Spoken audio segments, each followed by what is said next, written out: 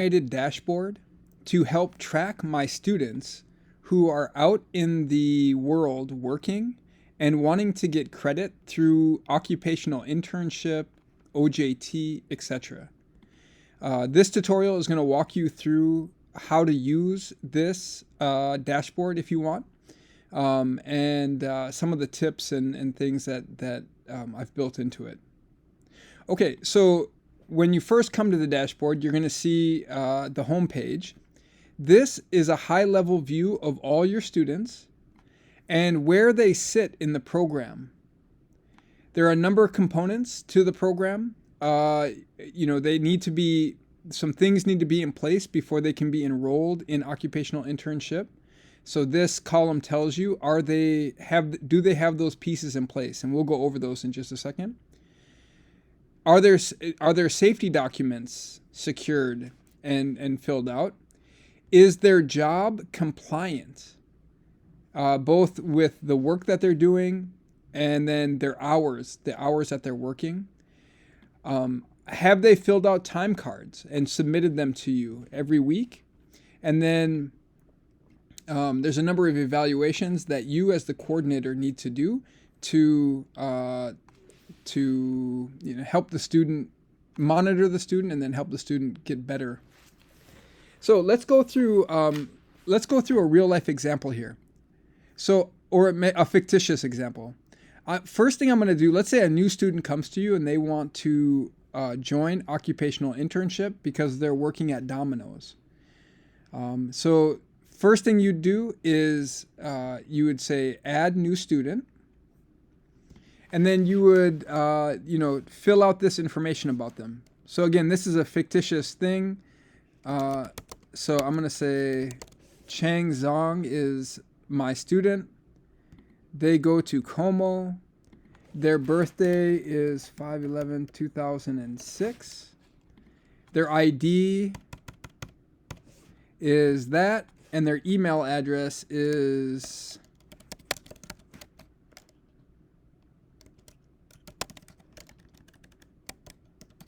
So you fill out this information. Now, we have a couple buttons over here. This clears the form. So if you want to start over, you press that. If you want to jump back to the dashboard, you press that. If all of this looks good, you can say add new student. And the system creates, creates your student in the dashboard. And then if you want to go view this student's profile, you click here. Now, let's take a look at what we're looking at here. It's a lot of information, but it really breaks down to 3 components. Here, this top set of rows here looks at all the pieces that you need to have in place to get the student involved with OJT. That includes the training agreement, a visit to the work site, and checking off all the things that verify that that's a quality work site and it's going to be a quality experience. Ensuring that there's been a training plan put in place by the supervisor, etc., and that there's been safety training around, different machinery and that kind of thing. So, first thing I normally do is give the student their training agreement. They go have their parents sign it, their supervisor sign it, bring it back to me, I sign it. And let's say they do that, and then I record that, hey, that was done on 5/2022. Then I go out and I visit the work site. I shake hands with the supervisor, I look around, and I go through that checklist. Once I get that done, let's say I did that yesterday, I mark that off. Now, if I jump back to the dashboard, you can see that Chang is now ready to enroll in occupational internship. So now what I would do is I would go out and talk with the counselor, get them enrolled in the course. All right.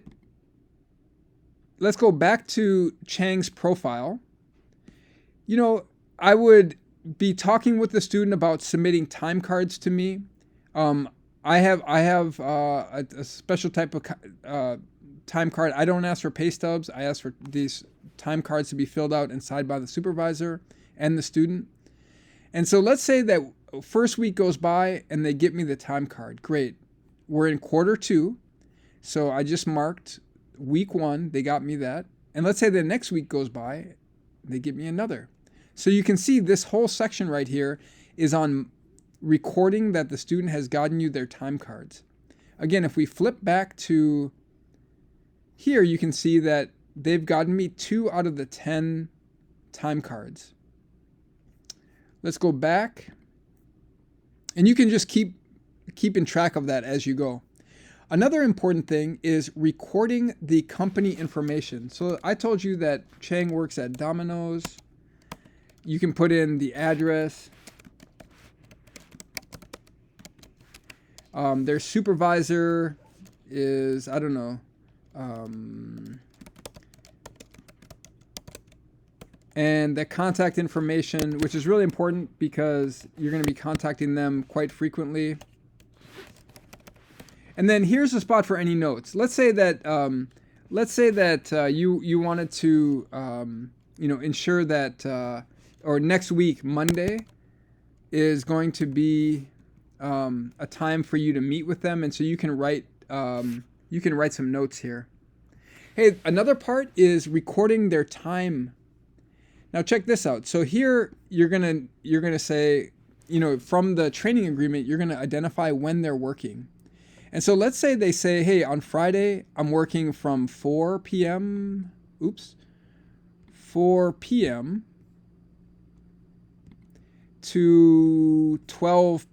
11:30 p.m.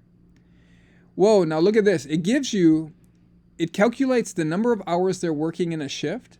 And equally important, it looks at the the state and federal limitations and work restrictions for their age. So we know that Chang is 16 years old. And so it tells you, hey, there's an error here. He's working too late. So you could have a conversation with him and say, hey, you know what? Based on your age, you can't work any later than, I think it's 11. And so this little flag will help you understand that. Similarly, let's say on Saturday he wakes up and starts work at 4 in the morning and gets off at noon. Oh, again, because he's 16, he can't work before 5 a.m. And so we get a little flag here that says, look, this is a start time that's too early. You talk with him and say, look, you got to start at least at 5, and now we're clear. And so that's all based down here. So if you scroll down on each student's profile, it's going to give you their birth date and their age. And it's going to pull in those state and federal regulations associated with them working. So you can see, can they be employed? Yes, because they're over the age of 11 or older. If they were under that, they couldn't be employed. What are some approved occupations and operations? Well, it gives some notes down here. So, hey, if there's going to be liquor present at the job site, we need to follow these regulations. We have minimum wage information and proof of age. Over here, we have approved hours. This is going to change based on the student's age. So if this student was 14, this would be different. We have restricted occupations. Again, you can read over these. I like to read over these real time with the student to make sure that we're hitting these. And that goes for paid and unpaid labor. And then also restricted operations within an occupation. So for instance, if there's hazardous operations, what can't they do? What can't they work with? Power-driven machinery like forklifts and saws and things like that. So once you verify that, you can come down here and you can start checking these off. Now when I go back to the dashboard, you're going to see that this student has acceptable work/hours. They're compliant. So that's why you get that green check mark there. So let's jump back. Okay, well, hey, let's say week 2 or 3, you start to get a training plan in place and you verify that there's been safety training. Now, when we go back to the dashboard, you can see, hey, are these safety documents in place? Yes. So now you're in a groove. Now you're going to be going back and, the students are going to be submitting their timesheets. You're going to be marking them off. Down here is the last part. There's going to be this is your evaluation and monitoring of the student at the work. So, over the course of a quarter, I like to make at least one phone call, at least one site visit, get some performance evaluations done by the supervisor. And then at the end, I like the student to reflect on what they're doing. And so the student performs a reflection. And when they get done with that, you can see they're done with that. All right. And then, you can delete, let's say for 100 reasons, this student needs to be deleted out of the system. You simply click on delete profile. And then you say, hey, let's delete his profile. And he's gone from the system. Up here, you change it based on the quarter. So right now we're in quarter 2, week 1. And then lastly, I'm working on some functionality here that will email the students who have been enrolled in your course. So it'll loop through all of these students, the ones who are enrolled. It'll send out an automated email to them. Let's go see what that looks like. So the only person I have enrolled right now is James Iliff, and this is fake. This is me. So I put this in here as dummy data just to show you what it looks like. But once a week, I'm going to click this button, Email Students. It's going to run the script. It's going to send out the email, and that email will land in the box. You can see it right here. It says Work-Based Learning Week 1. It says, hello, James Iliff. We are in week 1 out of 10. You have submitted 1 time sheet so far. And then I go into an employability skill of the week. So this week's employability skill is be open to feedback. There's a little paragraph here describing what that looks like, being open to feedback on the job. And then I'm experimenting with these writing challenges. So once a week, this is the challenge for the first week. While working this week, notice a time when a supervisor or colleague offers you feedback on your performance. This could be either positive feedback or constructive feedback.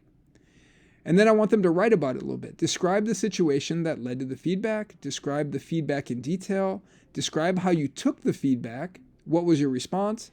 And what will you do differently or what will you do more from that feedback? And so I'm experimenting with this as a way to build some employability skills in them, have them test it out on the job. And again, that's all automated through this email system that I set up. So again, this is a automated dashboard that we can use to track our students' progress through the program of occupational internship, and then communicate with them in a way that is one, building on their skills, making them aware of where they're at, and number two, helping them understand how to be a better employee. All right. Well, hey, thanks so much. If you want a copy of this and some instruction, let me know, and I can offer that when the time is right.